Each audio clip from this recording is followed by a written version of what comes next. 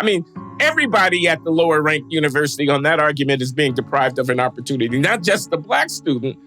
Did you ever stop to try to justify the difference in opportunity between the one who went to the top ranked place and the one who went to the medium ranked place in the first place? No. And the leftists should catch on to this. No, you were too busy counting beans by race to take note of the actual structure of inequality in the society, which was not racial at all. Hello, everybody. This is The Glenn Show. I'm Glenn Loury.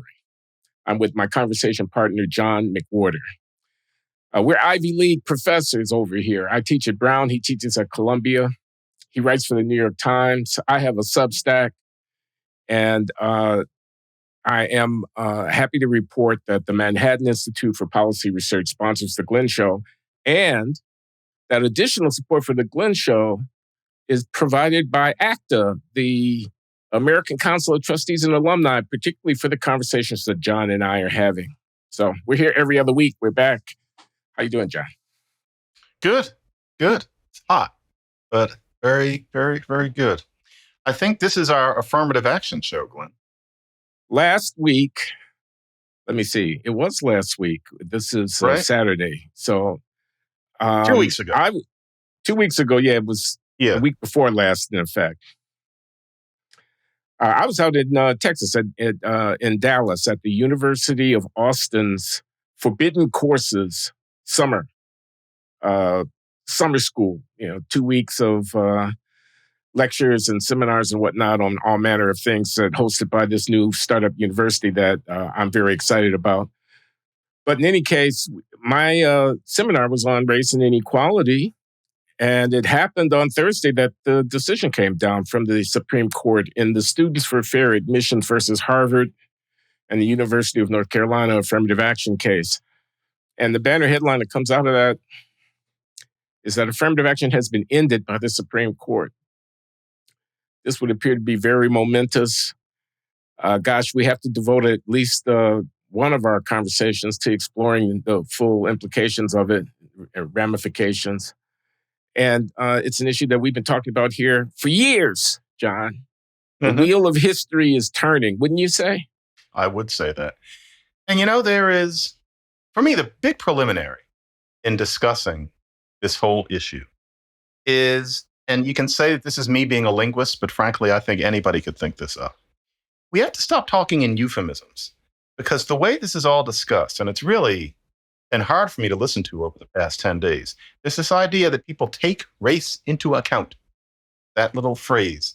And what that's supposed to mean is that everybody has equal qualifications in terms of grades and test scores. And then somebody decides, well, okay, we're going to split up the pie this way in order to have a representative population. Now, if that's all the taking race into account meant, then only the occasional Martinet-ish idiot would have any problem with it. Everybody knows that's not what it is.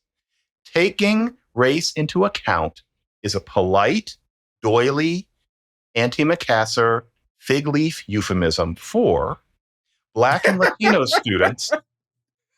I don't know what that was. That was a wonderful, string of adjectives. Those were the ones that came. But it is Black and Latino students are admitted with significantly lower, not just very slightly, but significantly, not catastrophically, but significantly lower grades and test scores than everybody else. That is what is meant by taking race into account. And so when I listen to everybody talking about all of this, I'm always thinking, suppose you had to sub in the real words, and people can think about Orwell all they want, but it's not taking race into account. It is what justifies lowering standards. And Glenn, some things do. But the question is whether that's the case in 2023 with all brown-skinned people, as in brown being Black and Latino and Native American, not South Asian. That's a whole other thing. Well, your point is that taking into account doesn't tell me how much it's being taken into account. And in what way? And and therein lies the whole ball game. I mean, for example, people talk about legacies. They say no more, you got a legacy affirmative action, why not racial affirmative action? And I'm not here defending or attacking legacies. I'm just pointing out that unobserved in that conversation is, well, what extent is the differences between the marginal legacy admit and the marginal reject? Is it 50 points, 75 points versus 200 points, 300 points, which is what you're seeing on the racial comparison. And that's a not small fact. That's a significant fact.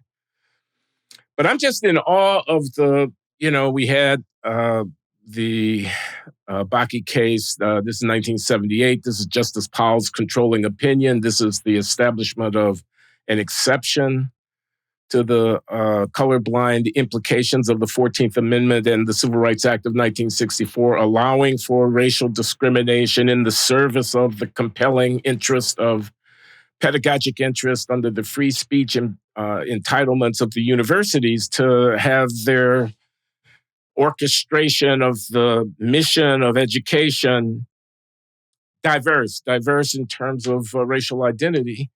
And that had been, and it reaffirmed in 2003 in the Grutter University of Michigan case where Sandra Day O'Connor observes 25 years from now, I'd hope we wouldn't be in this business and so on and so forth. I won't rehearse the whole thing. I'm just saying. We're 50 years down the line here in this fiercely contested thing. And when you read the opinions of Justice Roberts, the concurrence of Justice Thomas, the dissent of Justice Sotomayor, the concurring dissent of Justice Jackson, when you read these opinions, foundational issues are being engaged. I mean, did the framers of the 14th Amendment genuinely intend to impose a colorblind constraint on state action for which the exception of affirmative action is no longer justified? And that's what the court ruled. And I'm wondering how you were telling me, I'm sorry to go on so long, John, that you were debating this question at the Monk Debates Forum. And I wonder how smart legal minds on the pro-affirmative action side of this case are parsing it and what they're doing with, these very strongly worded statements coming from the conservative majority about the inappropriateness of a social agenda of race egalitarianism overriding the entitlement of people not to be discriminated against because of their race. Yeah. I think the going idea is that there are times when that kind of colorblindness is to be suspended in acknowledgement of the profound stain of injustice that's been enacted, especially upon Black people in the United States. And from, for example, a Monk debate that I did, it was with Randall Kennedy, the Harvard law professor, Black Harvard law professor.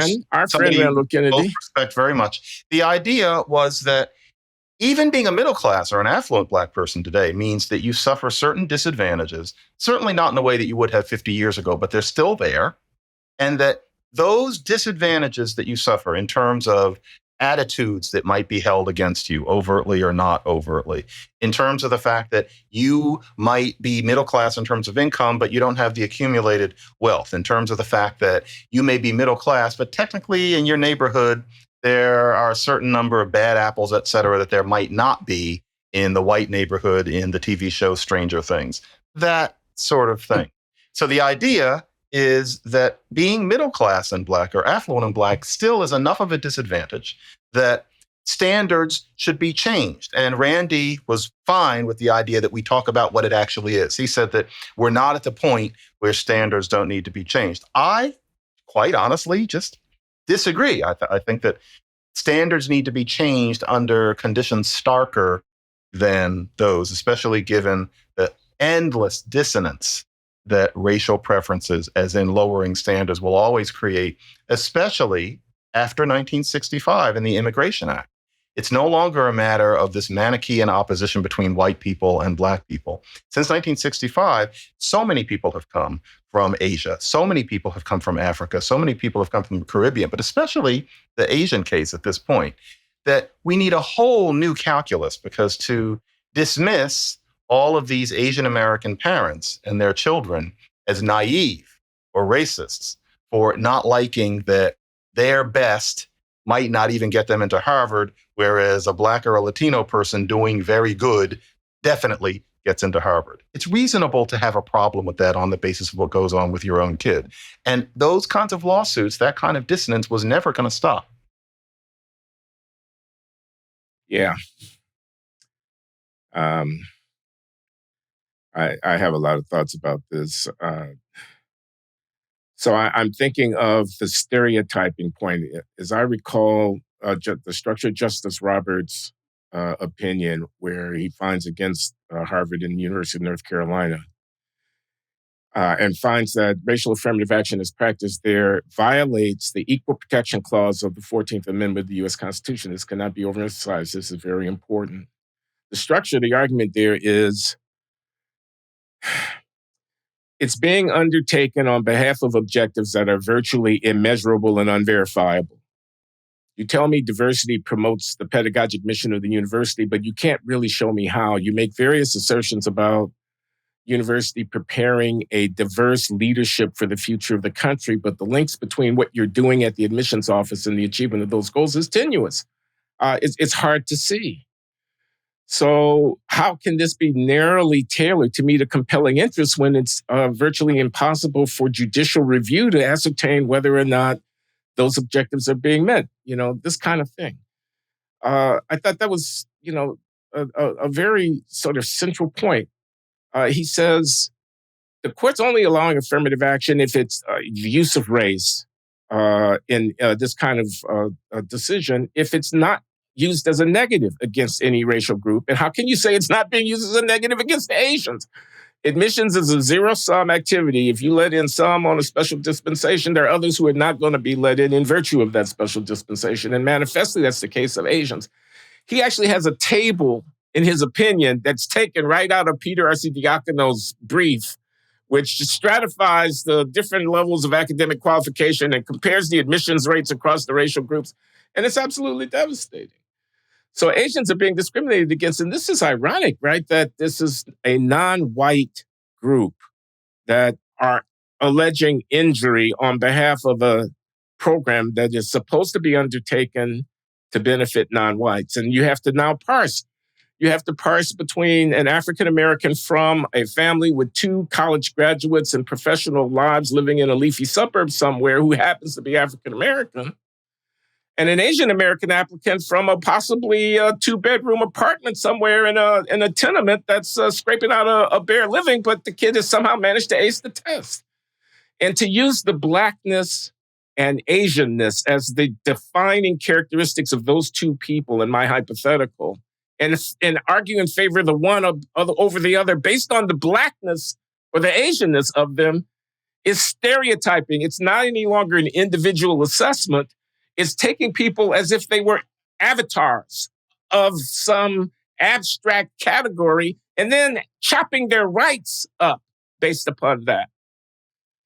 And this is gut level stuff. This is very, very basic stuff. So what is Randy Kennedy's retort to this is the second prong of Justice Roberts' 4-point rejection of affirmative action? The first prong being it's on behalf of indefinite objectives, but the second problem being that it's necessarily injurious to some people on basis of their race. How does he get around the fact that that would appear on its face to be a violation of the 14th Amendment?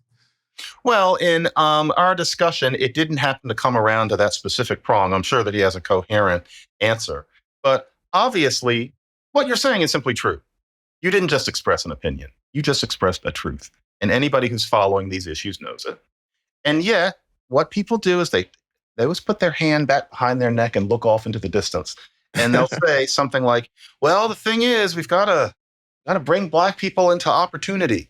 And if you don't go to Yale or Harvard, then apparently you don't have any access to opportunity. I've been seeing so many op-ed pages saying variations on that.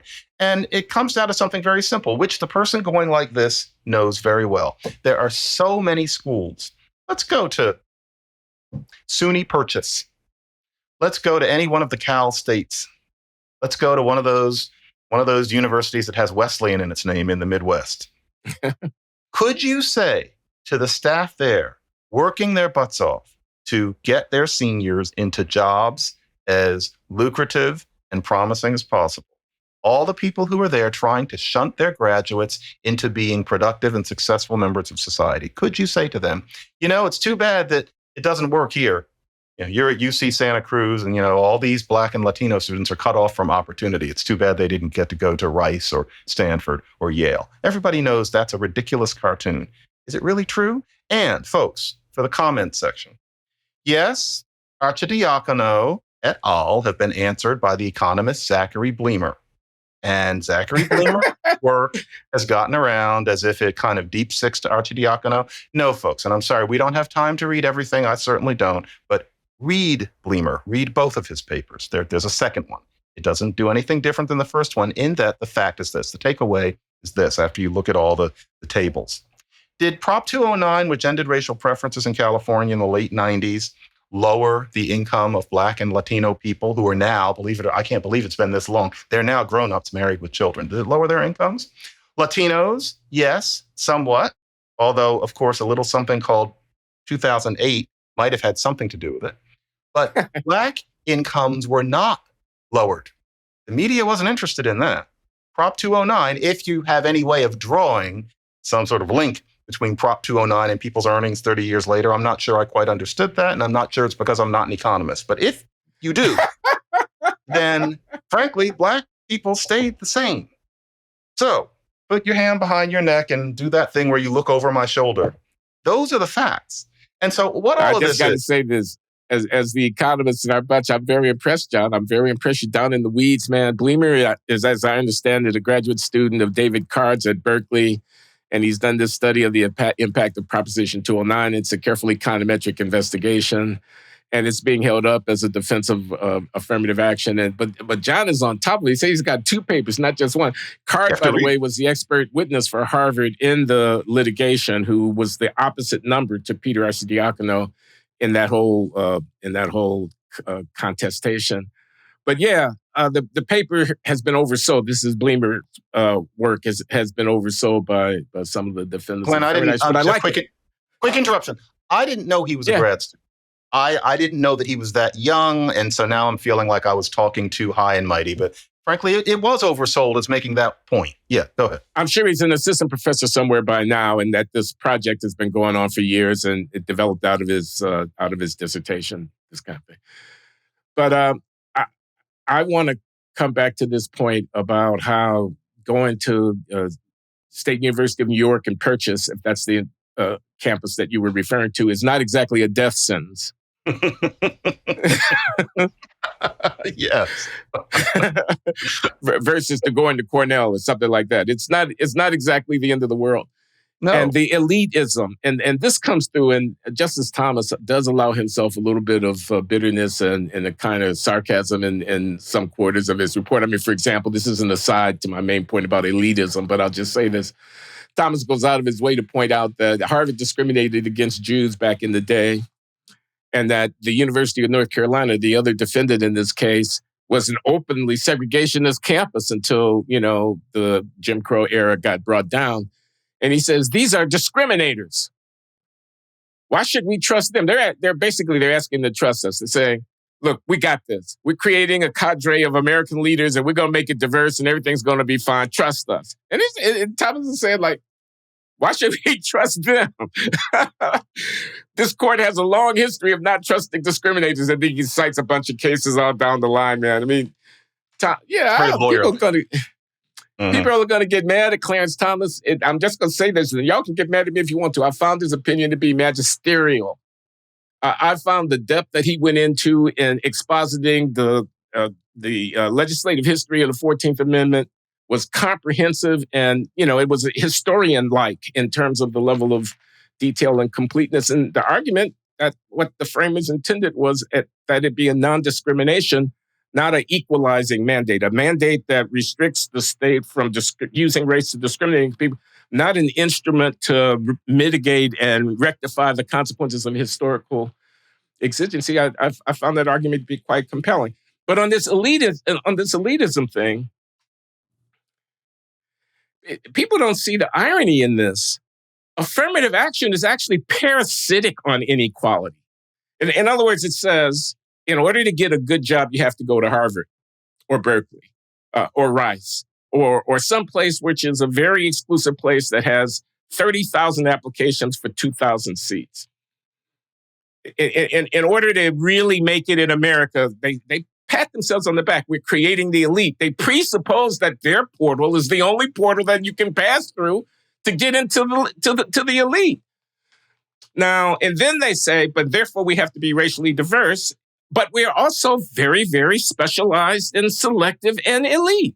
And hence the only way to do that, given the fact that there are racial disparities in the distribution of performance, is to use different standards by race. That is to say, to violate the 14th Amendment.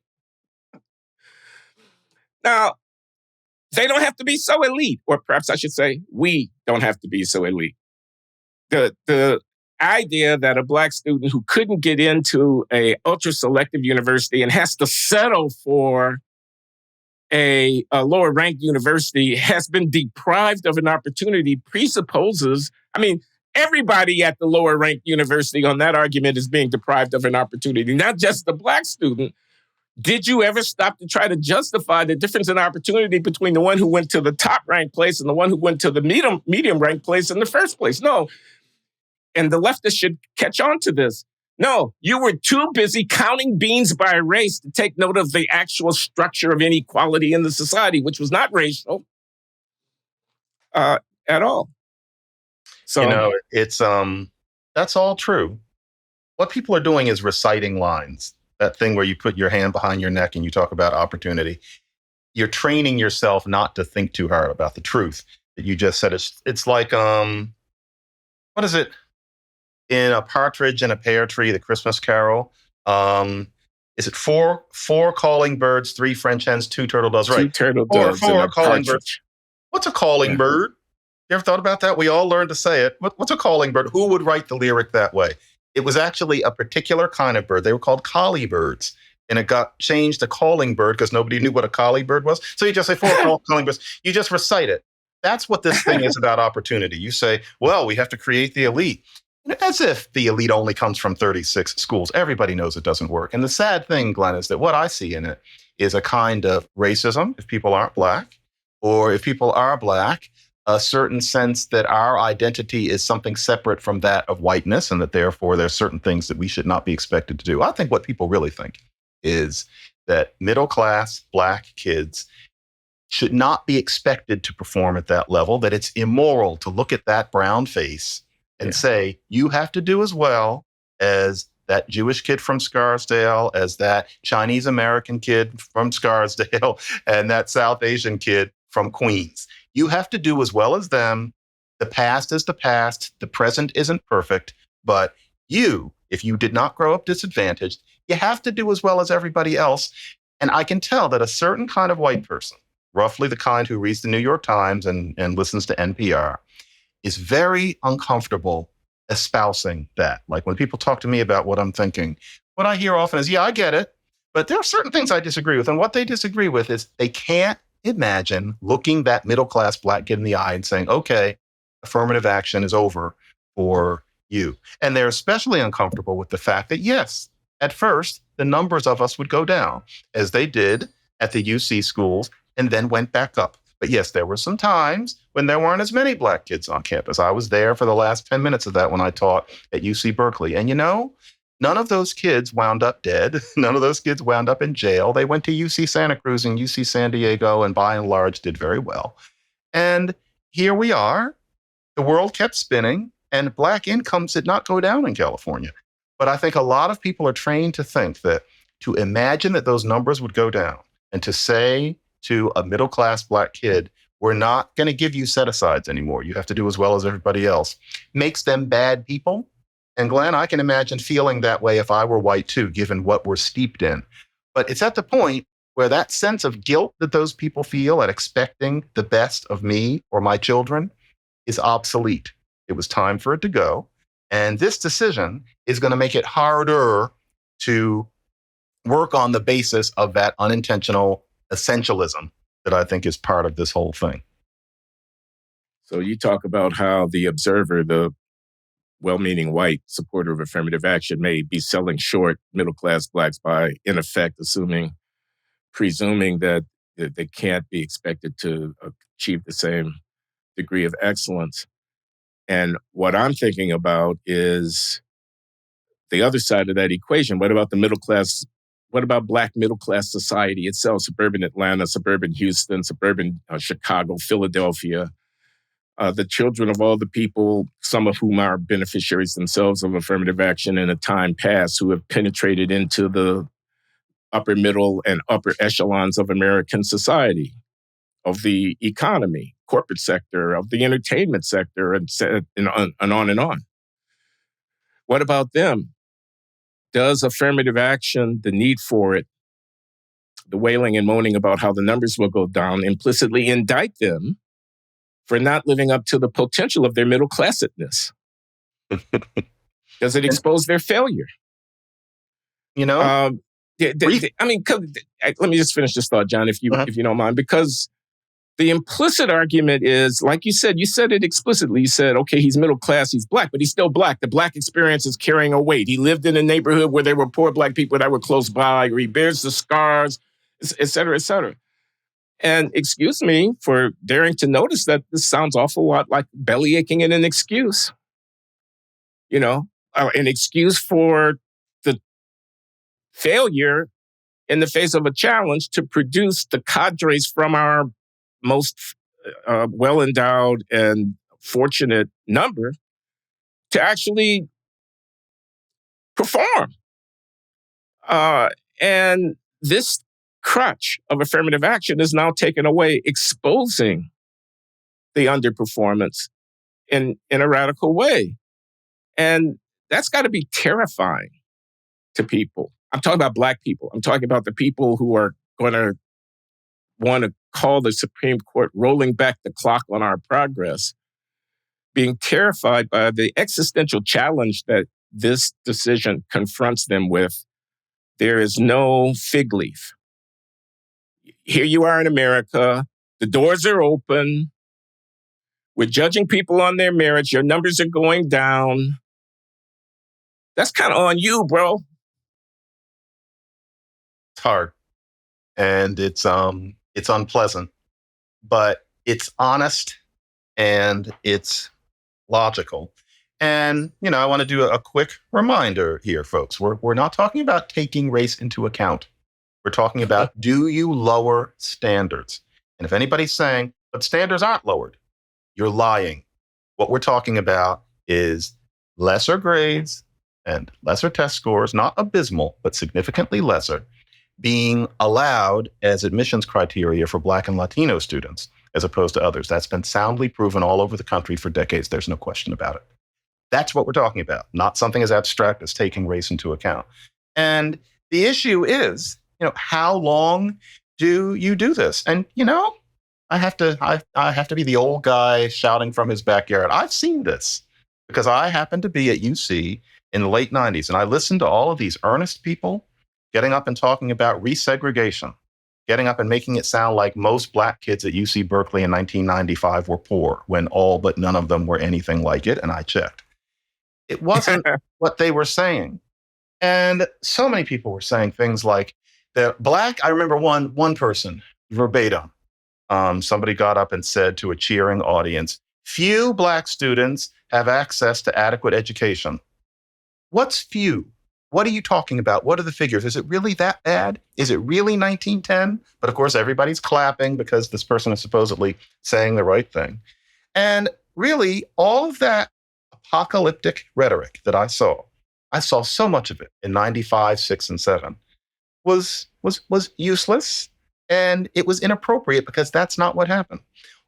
Laced all throughout all of this soapbox rhetoric was an implication that UC Berkeley itself was a racist institution that was on some level, in some way, somewhere within the warp and woof, the suits were in favor of excluding Black people. The idea was that UC needed to make Black people feel welcome, as in admit Black people with lower test scores and grades than others. That's what the welcome euphemism means. And it didn't happen. Now, UC has pretty much made up for the drops that there were then through strategies that are not about just saying, you're brown, you get in. They tried to pull that through the back door for a few years afterward, and they got called on it. And so it can happen.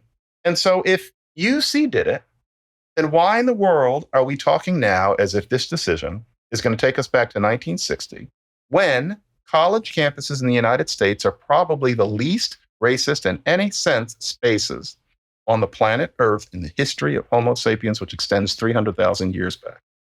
Why are we saying that? It's kabuki.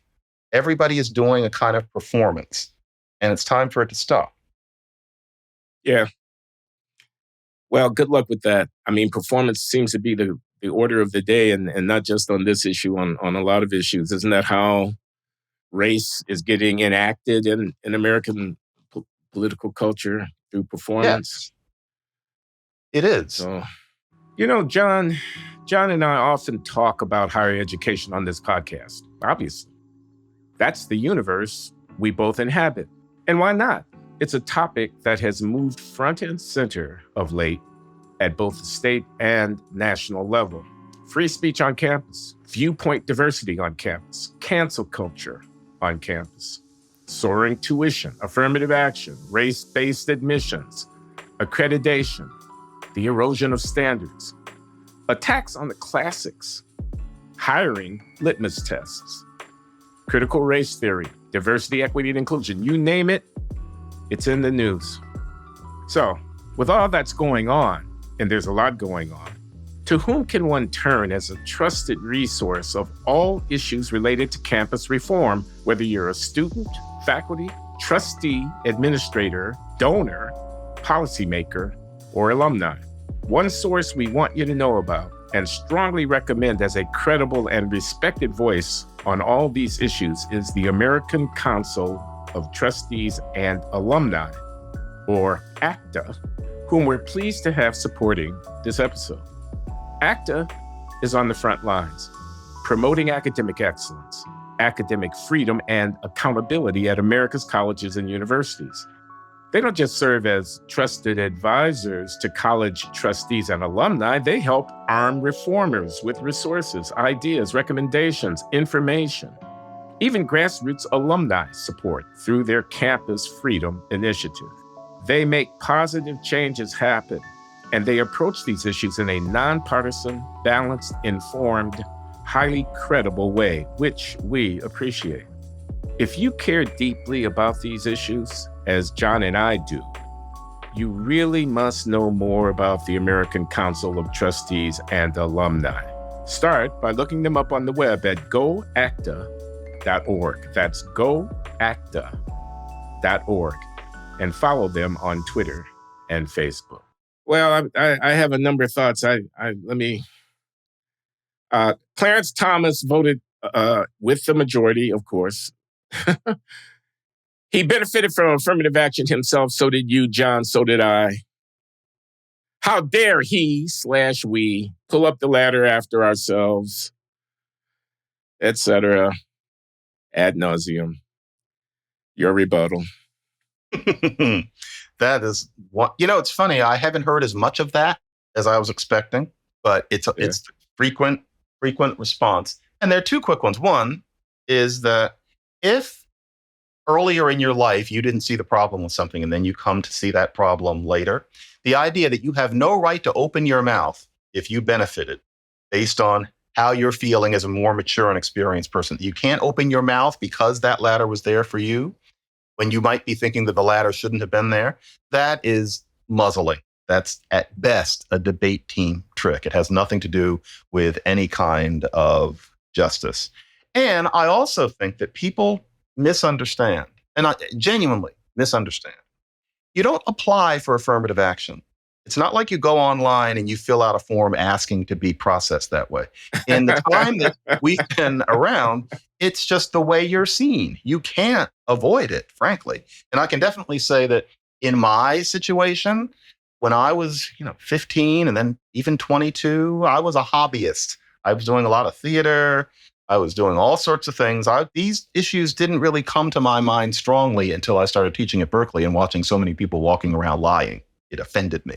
But I wasn't really thinking about it that much. And so, I can definitely chart where affirmative action affected my pathway. I spell it out explicitly in one, my book, Losing the Race, and two, the piece that I wrote in the New York Times recently about my own experiences as subject to racial preferences. Yeah, they were there. But I honestly believe that at that late point, for me, all of this is around, the 1988 and then 1993. It was obsolete then. And there's no way you're going to tell me that I'm not allowed to say it. And if anybody thinks that if I say it, I therefore should resign my job at Columbia and not write for the Times, and I guess I'm supposed to go wash cars or something. Well, once again, that's a performative thing to ask of somebody. And so I insist on having my say. And I'm not pulling in ladders. I'm just saying that the ladder should be about people who are disadvantaged, which anybody who has this objection is thinking is the same thing as being black. Well, that was true in 1966, sort of. But things have changed. What kind of ladder? Does that make sense? It's the worst. Yeah, it makes it. I confirm. I agree with everything you just got through saying. But I would add, it's the worst kind of ad hominem. Listen to what they say. You're pulling up the ladder after you. That's an explicit statement about your motive. Mm-hmm. You're trying to deprive people of opportunity. It presupposes a certain presumption of loyalty. You're black, they're black. You're kind of supposed, you should be in solidarity with them, but instead you arrogate to yourself this position of opposing the very means that they would, et cetera. It doesn't say a person could change their mind. It doesn't allow for the fact that circumstances might be different 50 years on. It's playing with words. It's a kind of rhetorical trick. It's an effort to guilt trip a person without making an argument. You don't even bother to rebut their argument. You go straight to what kind of person they are and attempt to discredit them on the basis of them being hypocrites. So, it's a cheap shot. It's just a very, very cheap shot, whether it leveled to Justice Thomas or you or me or anybody else. You know what else There's another question. Yeah, go ahead. Go ahead, John. Lazy. Because what it is it's a cartoon. It's this person who thinks, oh yeah, I'm going to get mine. I'm going to climb up this ladder. Now I'm going to pull this ladder in. Fuck all you down there. Who is that? Yeah. What person like that would get married? What person like that would have any friends or be able to sleep at night? It's a cartoon character. Lazy caricature. That's all I had to say about that. Okay, I want to give some attention to the dissent, the dissenting opinions, and simply say that a bottom line on it, you can embellish this if you like, John, is it's not a colorblind society. You just are held for colorblindness. That's completely disconnected from reality. It's not a colorblind society. Race is still very significant in determining life chances in this country. So how dare you, what does Justice Jackson say? It's a let them eat cake mentality.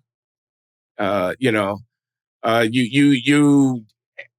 discern this abstract idea in the 14th Amendment of colorblindness, and then you overlay that to, I don't know if this is what Randy said in the Monk debate with you. I can imagine him possibly saying something like this.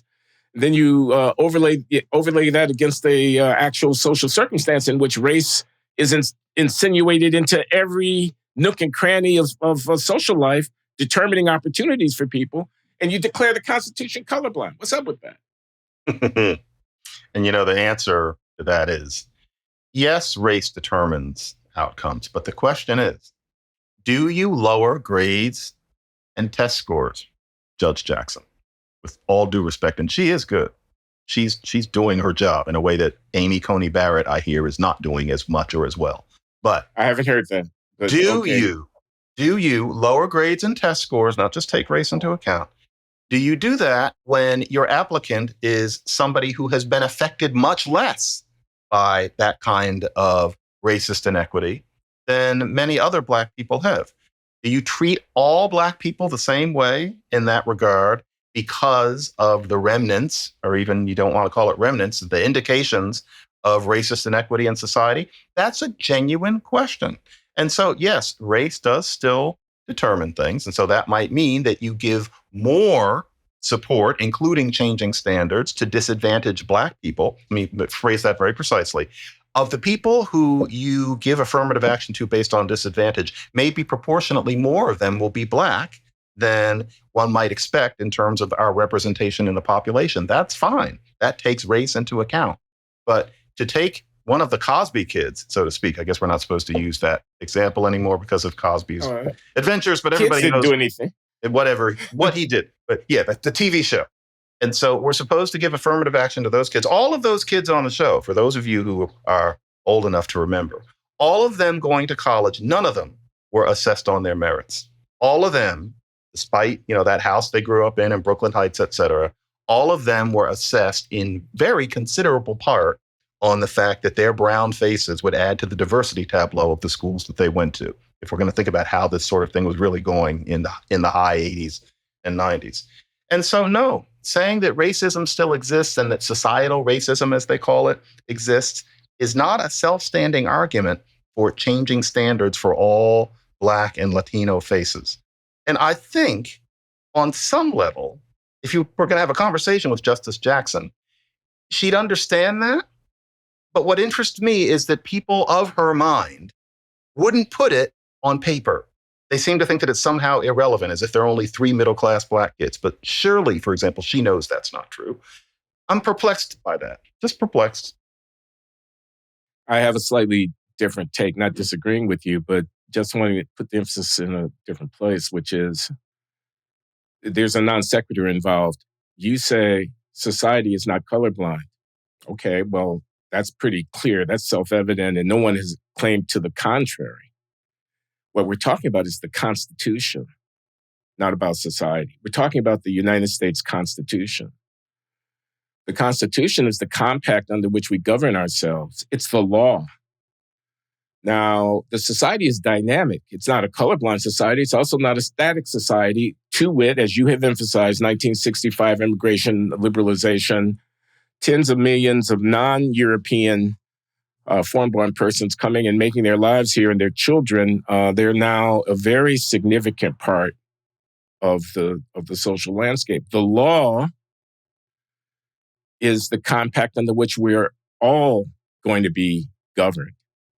So the claim that the Constitution is colorblind, that is to say that on its interpretation, the one that we're offering, the ones who are, when I say we, the ones who are with the majority in this case, is a claim about how we're going to interpret the framing documents of the country, not a claim about social outcomes. And there is a burden that hasn't been borne by, with respect, Justice Jackson and Justice Sotomayor, which is a demonstration of the necessity of altering the governing framework under which we in a multiracial society is supposed to live on behalf of putative or alleged equalizing social effects. I mean, they didn't bear that burden at all as far as I could see. I saw very little talk about why the Constitution's interpretation that was being offered by the majority was erroneous. Very little citation. I'm not a lawyer, I'll say that, but I did read these opinions carefully of the case law and the ruling constitutional precedents on behalf of that position. Because in fact, in Bakke, Justice Powell's controlling opinion explicitly rejects the sociological, you had historical discrimination and therefore you need to do this in order to make up for and to rectify. He rejected that. That's how you get to diversity. They considered and rejected the constitutional interpretation that would seem to be implied by the dissents. So that. Yep.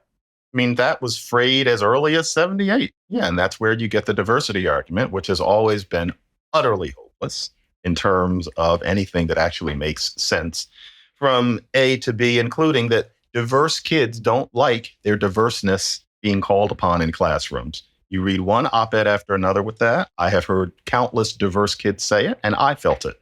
You don't want to have the whole class looking at you when slavery comes up or the police come up. And if kids don't want to represent their diverseness in class, and the whole idea that diverseness is key to an education falls apart about 70% right there, then there are a whole lot of other studies of it. All of this has always been a house of cards. And the minute you threaten any of those bottom cards, you're told that you are in bed with the people who supported Plessy versus Ferguson. And that simply isn't true. And there's one thing I want to add to all of this. Do a quick parable. I remember when I was at Stanford and I was TAing a class, and there was a white student. And there was a paper that was assigned at the end of the class where you were supposed to do a kind of analysis. You were supposed to address an issue. Nothing rocket science, but you were supposed to address an issue.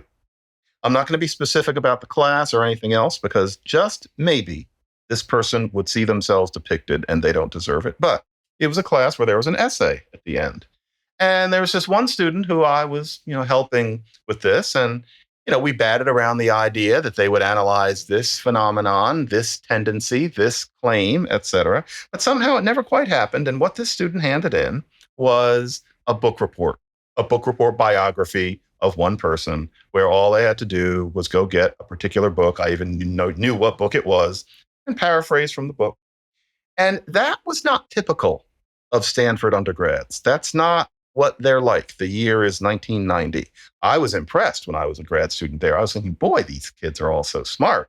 And it's not that this person wasn't smart in ways, but it was like, that was the first time I'd experienced a Stanford student who would do that. Turned out, I got to know the person a little better over, the next few months. That person was a legacy student.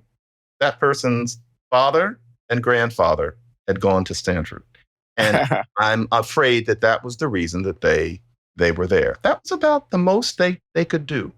So as far as this issue of if they're legacy students, then how come there can't be taking race into account? I find the comparison insulting. There shouldn't be legacy students either. Or if there's some reason that there should be, and there are some arguments along those lines, to compare Black and Latino admits with them and say, if that's okay, then why not us? Talk about self-hating. That is one of the most self-hating arguments I have ever heard from a person with a certain amount of melanin in their skin. Alien to a Chinese American, to an Indian American. That's a terrible argument that if it's okay for the legacy students, it's okay for us. No, I'm sorry. Yeah, well, I'm going to say this. I think it's a canard. I think it's a red herring, frankly. I actually think universities have a right to cultivate within family cross-generational ties and loyalties on behalf of building the solidarity of their networks of support and so forth, because they're philanthropies.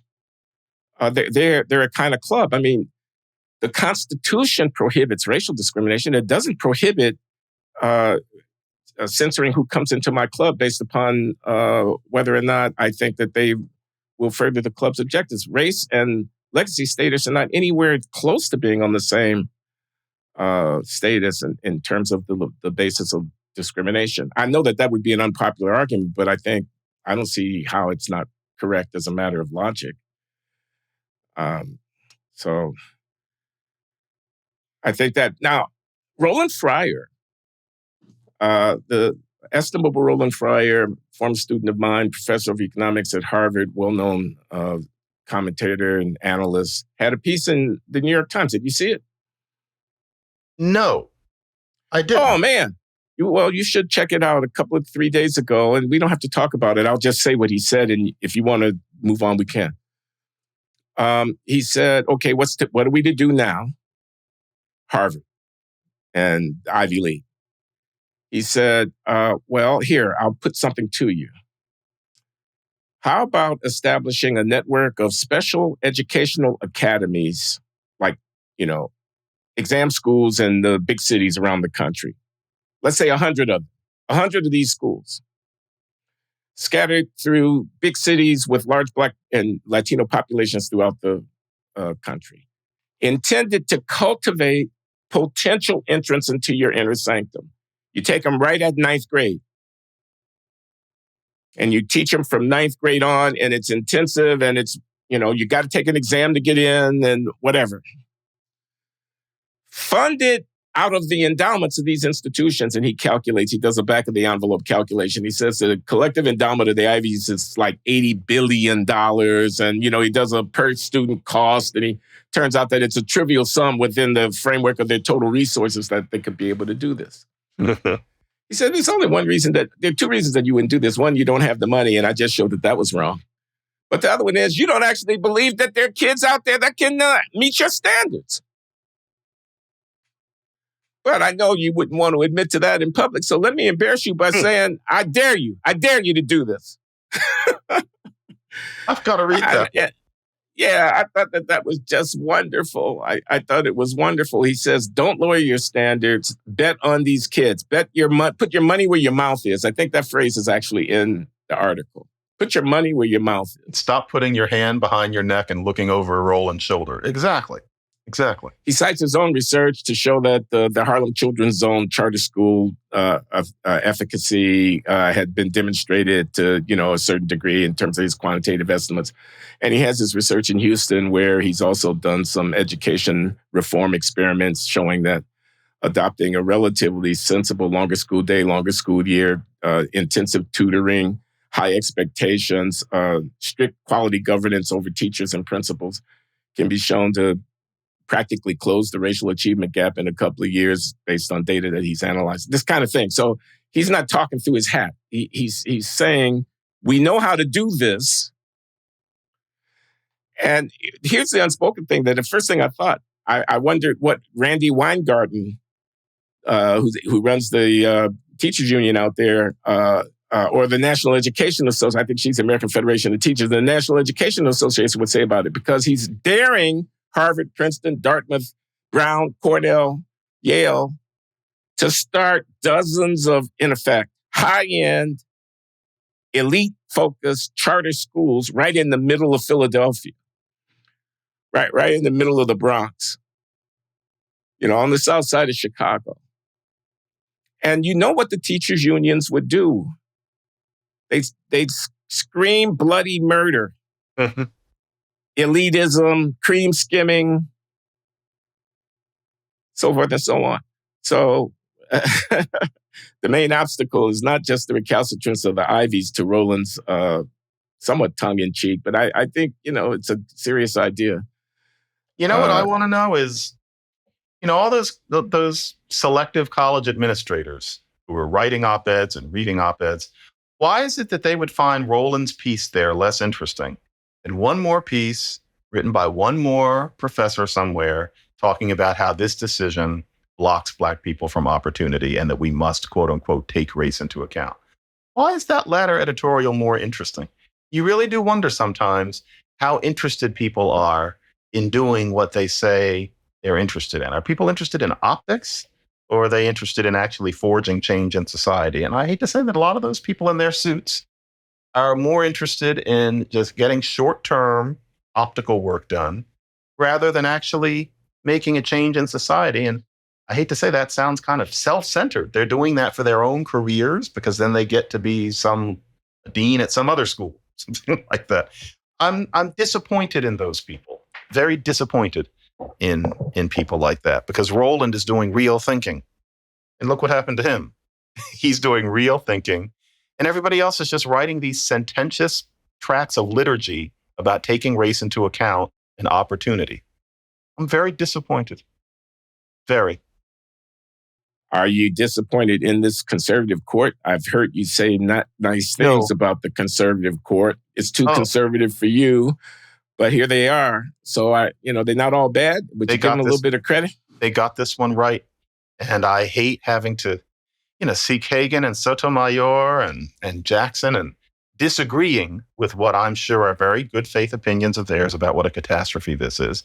And far be it from me to question anything that people who are operating on that mental level do. But I can't help but see that all three of those people are not looking outside of the box. There are certain ways of thinking that they're very conditioned to embracing for various reasons. It's interesting what all three of them are in terms of demographics. I think they're not looking out of the box because this issue is so powerful, so controversial, and often so personal.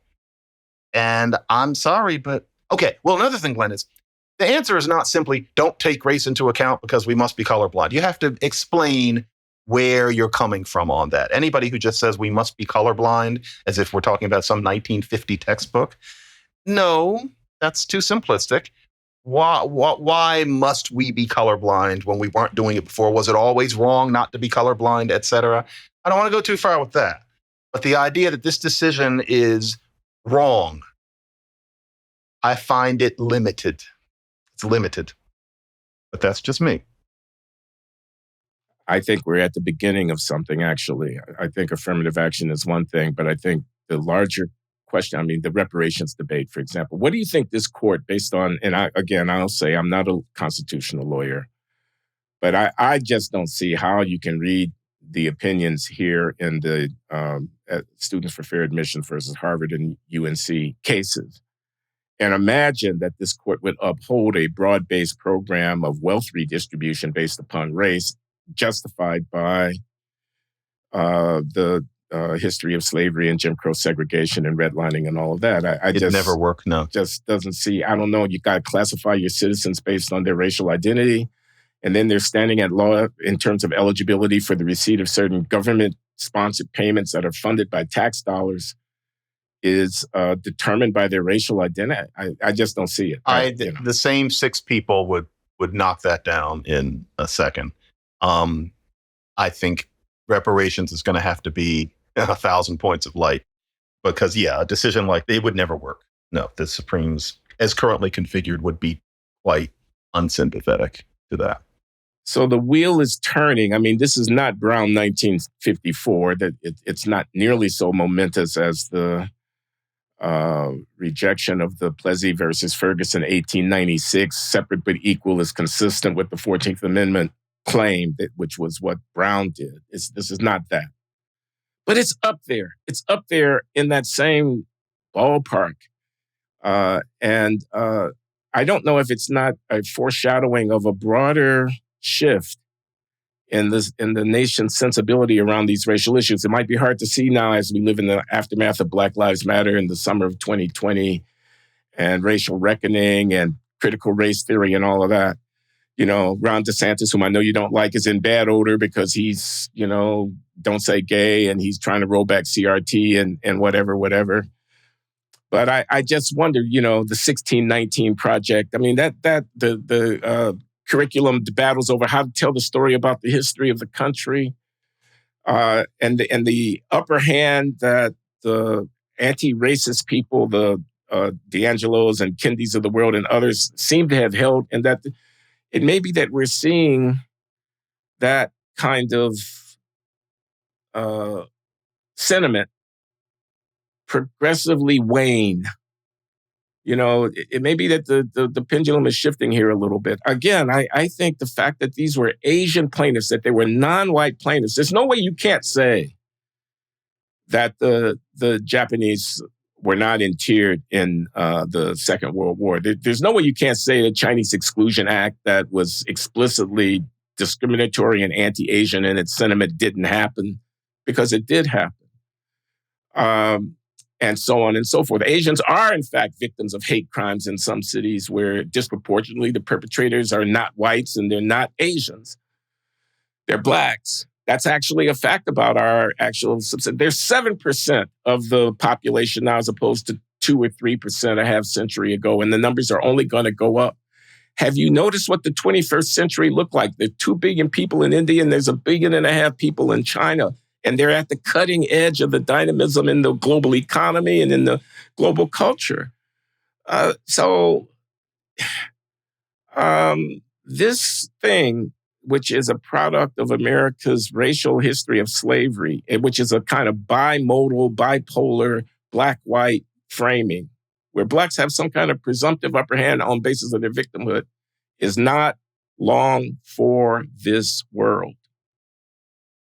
I hope that you're correct, because I think that, the plane kind of bumps down to the tarmac. And I think next is going to be that brown kids are taught, Black and Latino kids are taught to emphasize their race and how their race has done them wrong in their essays. That will get a whole lot of attention in the essays. And in the meantime, Asian kids have problems too, sometimes pretty severe ones. They're going to put that in their essays. And Edward Bloom or somebody else is going to come along in about 7 years and notice that hardship for brown people, Black and Latino people, makes it much, much, much more likely for a black kid to get into Harvard or Yale than hardship from an Asian or a South Asian person. And then we're going to be in this all over again. So then when it turns out you can't do that, because I think the Supreme Court will strike that down too, that there's going to be some case and it's going to be decided that that was discriminatory, then you really have to get creative. And that's when I think we're really going to enter a new era. Or maybe because of what happened at UC, where they tried that and got dinged for it, maybe the Ivies won't go that route and rank problems of black people as more problematic than problems of a Chinese or a Korean American kid. Maybe they realize that that's not going to work either. So then maybe we could enter the new era right now. But my hopes are not high for that. What I'm finding ironic here is you abandon the SAT, and so you don't use tests to screen your kids. Instead, you invite a Hardship Olympics. You invite them to write to you and tell you about the barriers that they've overcome based upon their socioeconomic thing, on the premise that blacks will be effective competitors on that realm, less so on the test score realm. But you just completely changed the nature of your institution when you did that. Instead of it being selective based upon outstanding intellectual achievement, it's become selective based upon a comparative assessment of the experiences of hardship based upon social exigency. And that doesn't seem like the way you want to run a university. Mm-mm. It's not a daycare center. It's not a social work platform. It's supposed to be an institution fostering intellectual excellence and cultivating the received wisdom of the ages. I mean, it's essentially an intellectual activity. But you get so rewarded for not understanding the difference.